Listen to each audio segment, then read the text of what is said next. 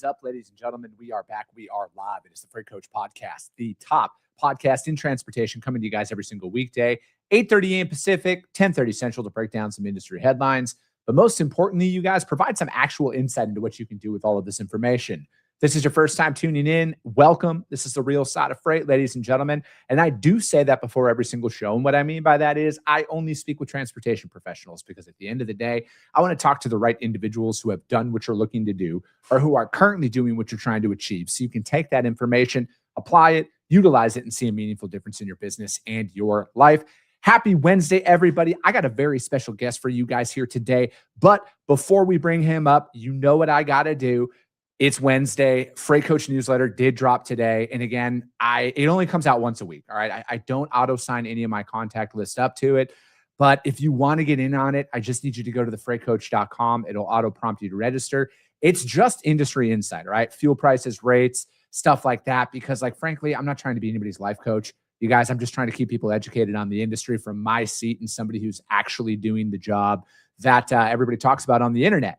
But, again, speaking of what everybody's talking about on the internet right now, there seemingly is just the greatest debate going on of all time about why be a freight agent as opposed to just being a W-2 employee or starting your own brokerage and everything else. And, I like to bring people on who've lived both lives, right? Who've owned their own brokerage and then made the switch to become a freight agent, and really talking about the intricacies of that. And, but frankly, I think when it boils down to it, understanding what's best for you and your business and your book of business and stuff like that. So I want to welcome my good friend back on the show, Sage Outcast, aka Erik. What's going on, man? How are you? What's going on, brother? Hey, you know what? I'm going to go against you on this one. I think everybody needs to sign up for the newsletter. It's once a week. You're going to get insider information, stuff that you won't see anyplace else. Why aren't you pimping that out, brother? Come on. Dude, I put it out there like that because I took this approach because when I was my team behind the scenes were like, hey, let's start a newsletter, just pump it out, do whatever. And then I got legitimately signed up for 4 different newsletters that week that I didn't actually sign up for. And they just popped up in my inbox. And I'm like, damn, this is annoying.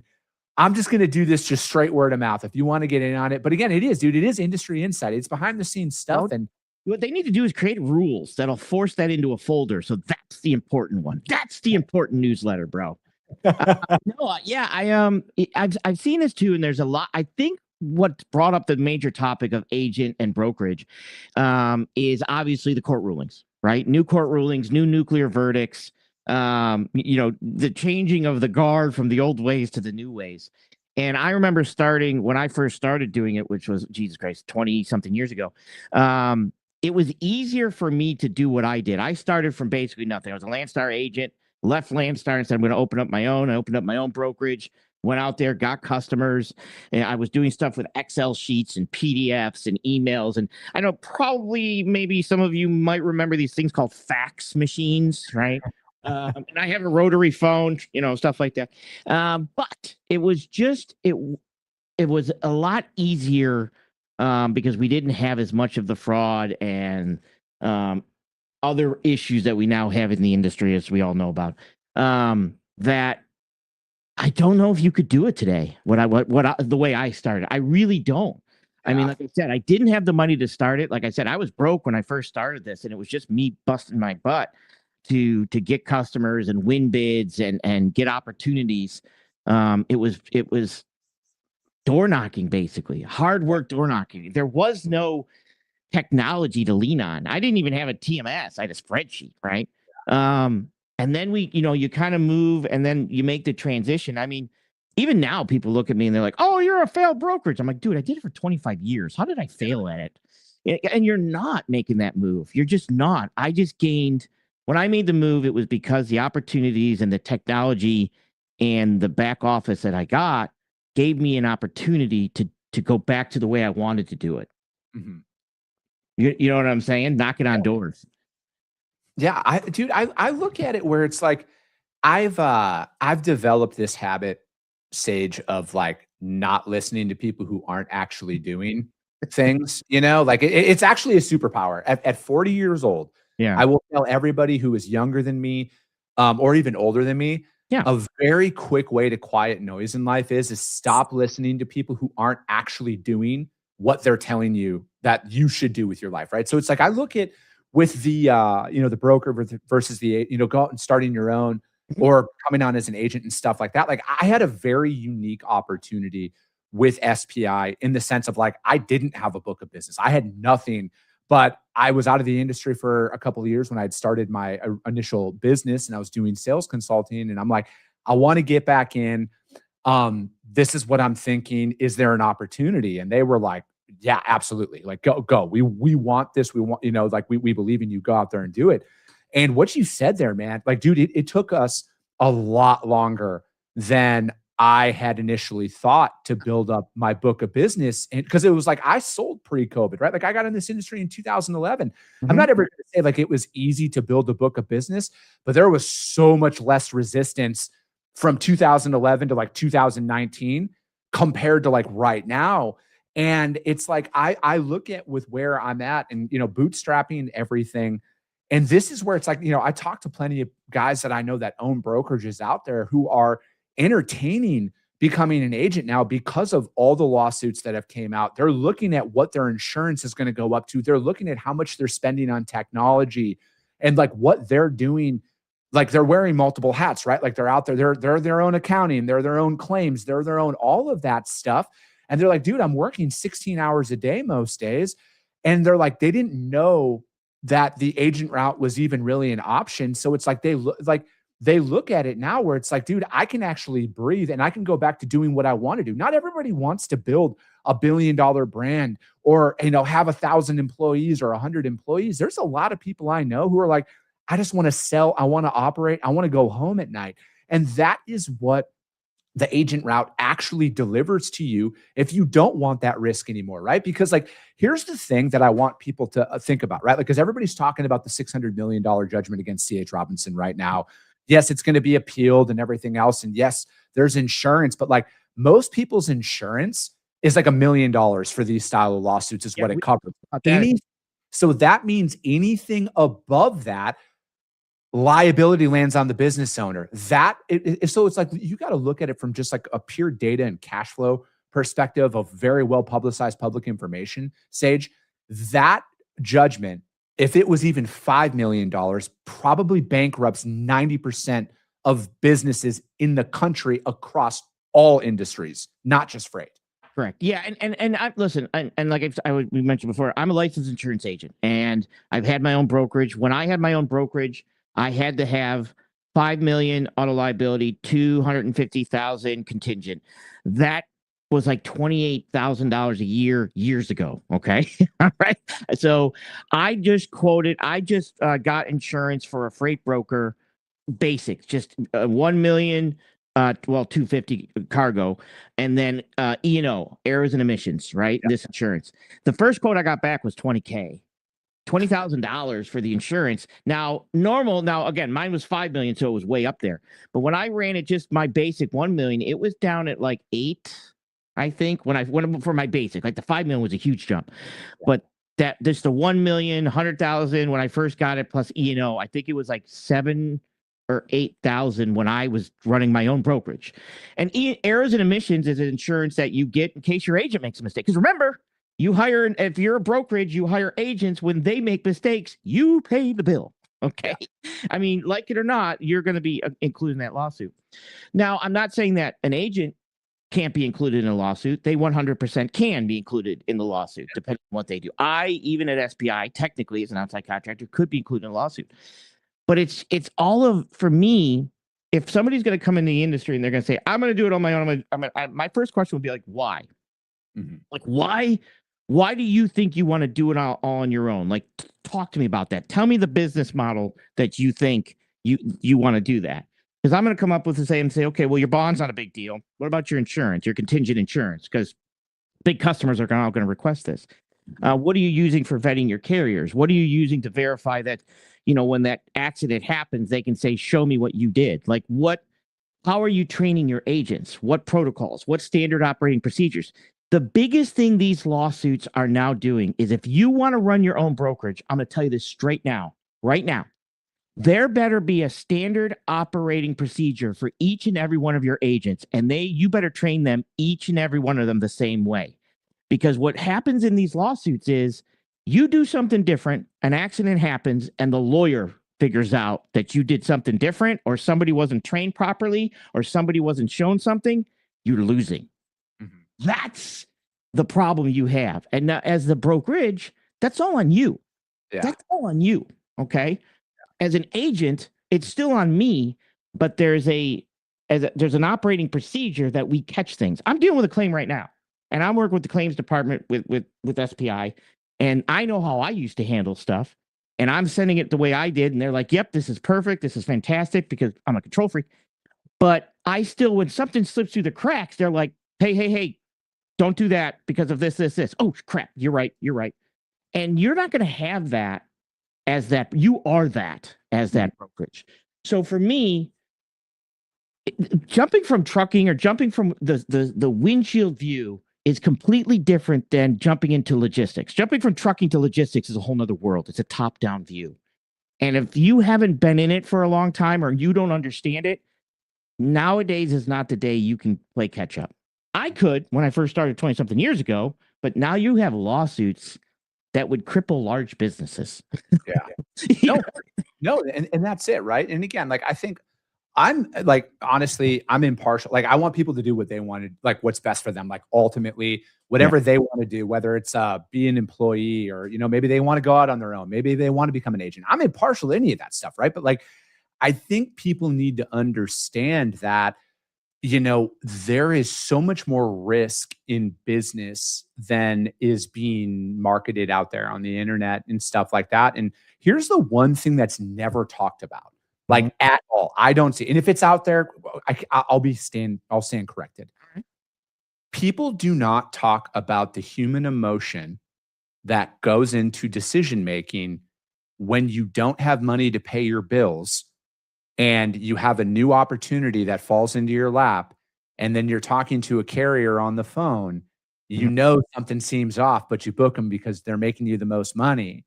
And then the mistake that happens with it, right? So it's like, I look at the agent model as that checks and balance system that's in place, because when I was a sales and ops manager for the #2 brokerage in America at the time, they removed the person on the transaction from the decision making on who we could or could not use, because people are blinded in the moment and they will overlook things, whether advertently or inadvertently, that could potentially set you up for failure down the road.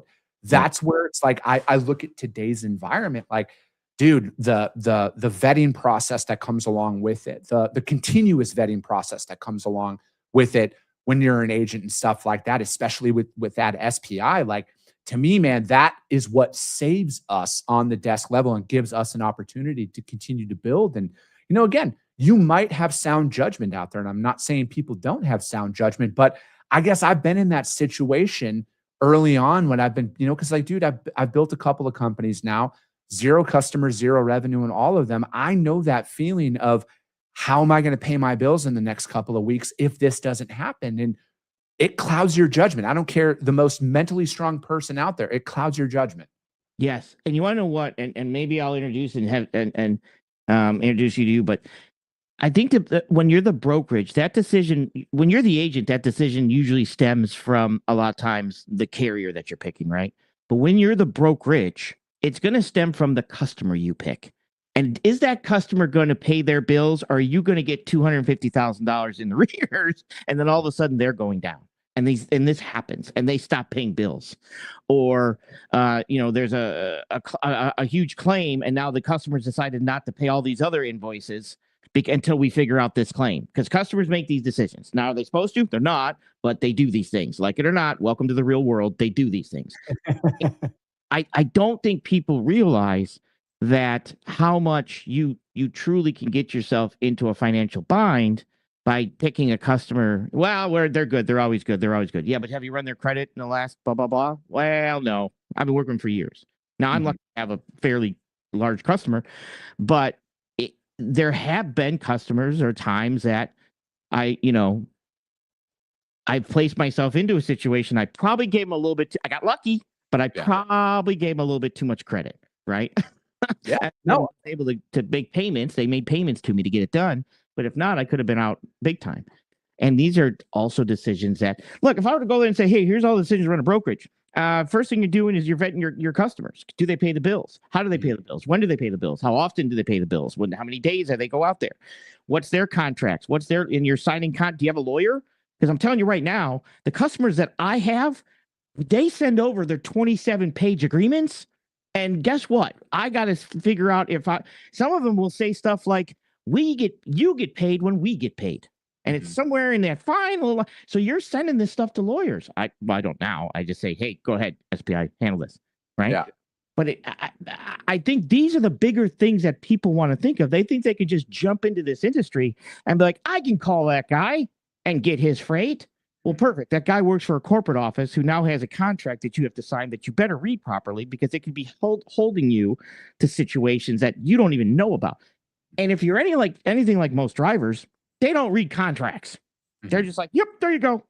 I don't think most people read contracts, Sage. And you brought up a good point there, man. How many, again, back to that emotion side of things, how many people out there developing a book of business just blindly sign these shipper agreements because they need revenue, right? And then they back themselves into a corner. Like, again, like this is very real world situations out there. Why it's like, again, it's easy to post online about how easy one avenue is over another. And especially when you're not doing it, right? Like everybody's an all-star on the sidelines, right? That's your typical Monday morning quarterback that you see out there. Everybody's got an opinion about everything.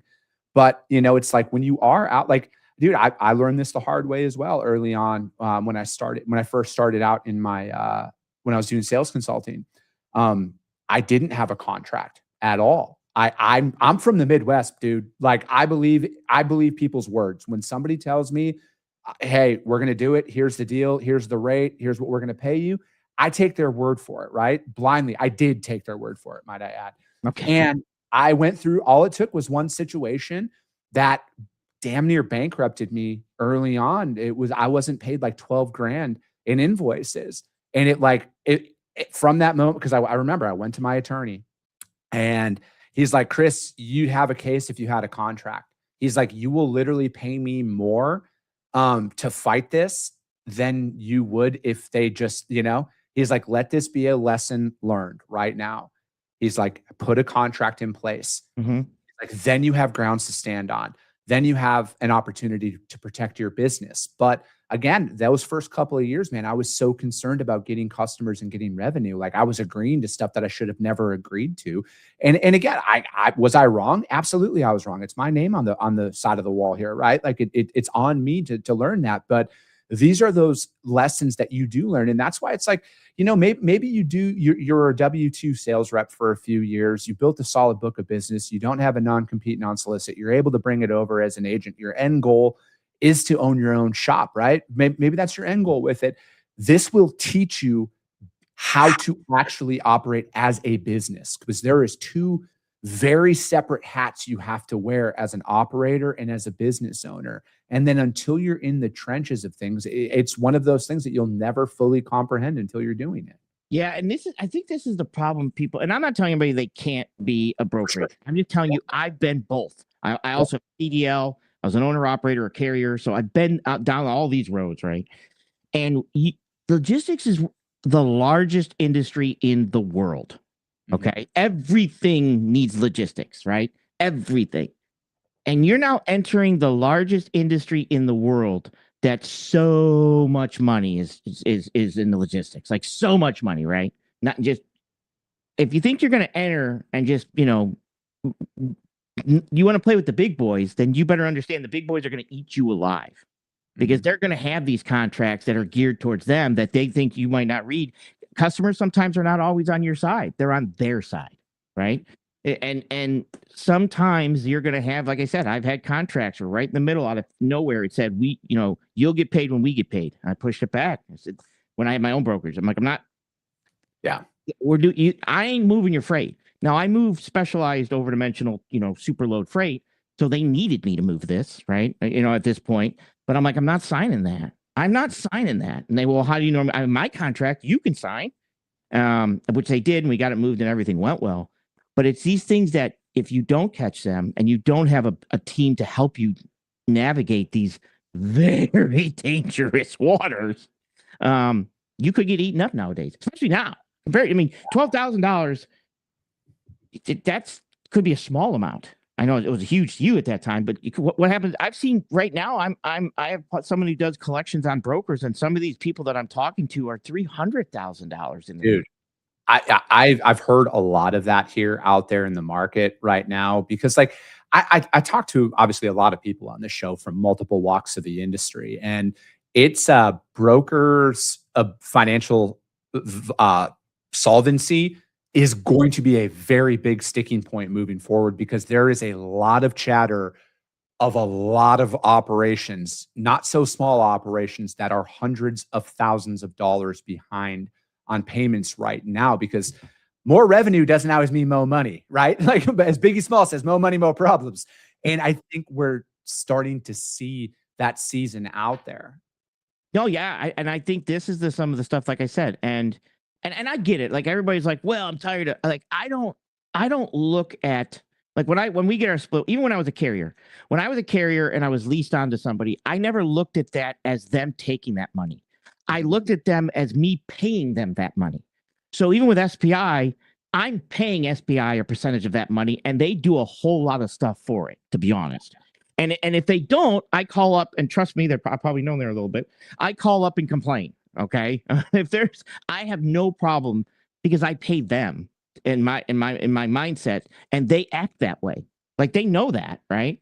And so for me, it's a good working relationship because I just look at it as this is a portion of the money that I would be paying to do the following stuff that they do: credit checks, credit insurance, access to vetting software, help with claims. Help technically. If I had to, it was a huge account and I needed somebody to go with me, I could call somebody and we could make an appointment and they could get on it and they could help share lawyer, legal department. Like there's a ton of stuff that I don't think brokerages could do this anymore without it. I just, it's too dangerous nowadays. Way too dangerous.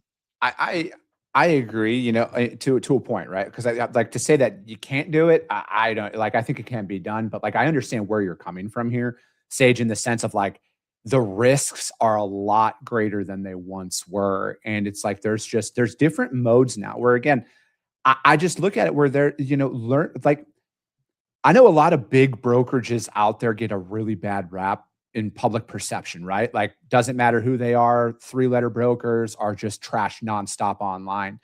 I had my most formative years in brokerage working for a big corporation, and it taught me so much more about the business side of things and why you need to, like, I still have, shout out to my man, Mike Sadak. He was the head of compliance dude, he taught me everything I know about carrier vetting, the importance of in-network carriers, all of that stuff, and reutilizing that network. And operationally, it teaches you so much more so you can think more strategically about these things because it's not just maybe for others, right? Maybe this is just me. It's not as easy as just cold calling a shipper and getting access to this freight, and then they just pay you all this money and you're a millionaire overnight, right? Yeah. It doesn't go that way. But I just look at it now where there are ways to curb your risk a little bit more out there in the market while you're building your coffers. Because if you're out there doing it on your own, you need a lot of cash to play. You need a lot of cash to play in business, because it's like, I think, the data is like 90% of businesses in America are 30 days from going bankrupt every month due to cash flow constraints. Yeah. So it's like, if that's not just a trucking thing, that's just a business thing. You think you don't need money, and the money's not free on top of that as well. You're like, people are like, oh, just go get a line of credit from the bank. You think the bank just gives you $100,000 a month hypothetical for free just to play with? Like, there's points on top of that. They are making money. So again, the cost to operate is exponentially more expensive than people realize. And then again, like, say you do, right? Like, say, you know what? You got a good relationship with a very large manufacturer out there in the country, and then you get in the door with them. I don't know if people understand how expensive it is to move freight for certain shippers out there due to the tech stack requirements, the insurance requirements, all of that stuff that comes. Like, EDI is not free, like you like there's people, shout out to my friends over at Bitfreighter, but it's like EDI costs a lot of money. So it's like, again, if you have all the cash in the world and you can make it happen, more power to you. But that is just one of those lessons that people learn when they go out there. Like, wait a second, it cost me $10,000 a month just to hit accept on a tender. Yeah. What? Yep. Yeah. And that's the big view that people understand. And like I said, and when I say can't, I mean can't. Comment below if you don't like me. Either way, no, but it's one of those things that it's like, it's something that I think more people really, really, really, really need to take more serious. When you come into the broker's aspect, I know a lot of people just think, oh, you just answer the phone, make some calls and do this other stuff. God, I wish. You know what I mean? I wish I just had to do that portion of it. And now I have more an opportunity to do that. But if you're starting that brokerage, you have so many other things to maintain and control and watch for, because your customer service. Just guess what? I've been yelled at by more of my customers and talked down to and treated like crap than you want to know, to be honest. And I take it. Sometimes it's my fault. Sometimes it wasn't, but I work through that. Just being able to disassociate. I think I'll be honest with you. Being on YouTube, it helps, because once you're on YouTube and you get trolled and everything else, you can pretty much take any comment. Yep, fine, it's no big deal. Yeah. But even that emotional state, because and I tell a driver will lose you a customer, right? But when you're that brokerage, an agent could lose you that customer, because they can't separate the feelings from personal from the business, right? And taking that. So you built this customer and you have an agent, working on it. All of a sudden there's a disagreement. They're yelling at each other. That customer just says, see ya. Mm-hmm. And it could have took you 6 months to build. Mm-hmm. Right. And now you're back at it. So for me, that there's just a lot of other, and you've got all these other pressures, and I don't know. I wouldn't do it. And I wouldn't go back. And I've said it before. I should have moved sooner than I did. I think I've been here 2 years. I think 2 years. I should have moved sooner, because I was doing way more. And it just kept getting harder and harder, right? More vetting, more, stuff, customers requesting more. And it's like, holy crap, you need how much insurance now? And I don't know. I know I'm rambling now, but I would recommend it, to be honest. I'd recommend being an agent, to be honest, to truly. And the problem is here's the other aspect. You're a new brokerage. You're ready to rock and roll, and no carrier will give you credit. No factoring company will give you credit.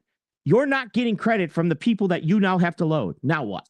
So I'm glad you brought that up. I want to ask what your opinion is on that, because that was a problem pre-COVID, right? Where it's like, now with, again, all of the other stuff that's coming out there, do you think it's going to be harder for newer brokers to get carriers to haul their freight with everything that's come? Like, factors are just going to look like, if you're a new broker, they're going to be like, no, absolutely not. We're not touching you at all. I think it's good. And the reason is I had a factoring company that paid all of my invoices for 12 years. So none of the checks would come from my company's name, because they all came from the factoring company's name. So when I went to different factoring companies to try to get credit, they'd be like, nope, no, he's got no credit. He's got no credit. He's got no credit.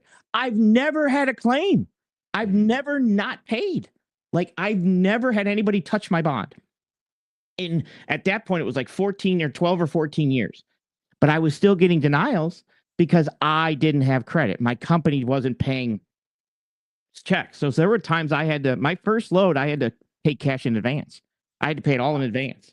It wasn't even COD. It was cash in for them to even show up to pick it up.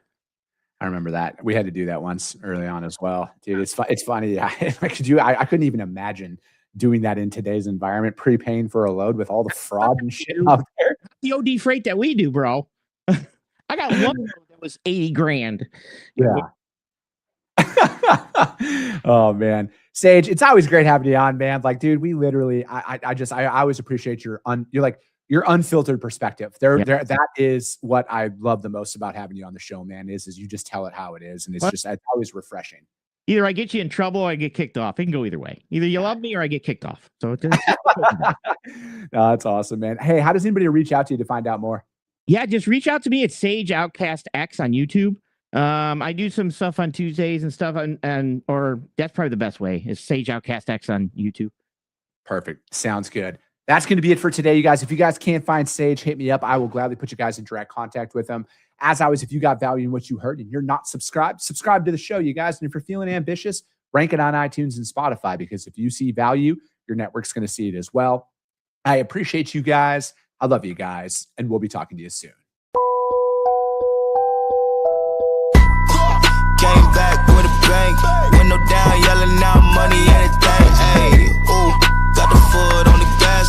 Pedal to the metal when I'm getting to the bag. Hey, got the foot on the gas. Pedal to the metal when the